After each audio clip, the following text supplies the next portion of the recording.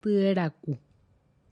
Tueracu es también una expresión, es totalmente guaraní, ¿verdad? Sí, Tue es panza, vientre, sí. ¿verdad? Es toda la parte de la barriga, ¿verdad? Iracu es caliente. ¿Qué Ujú, tiene que ver la panza caliente, decís vos, con la mala suerte? No sí, sé cuál es la relación que existe, sí.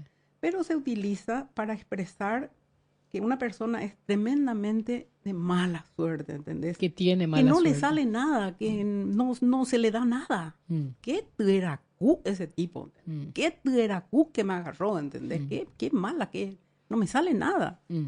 Bueno, eso es tueracú. Hay que aprender de memoria. Tueracú, Tueracu. mala suerte. Sí, No te sale nada. sí. Bueno, eso es tueracú. Ujú.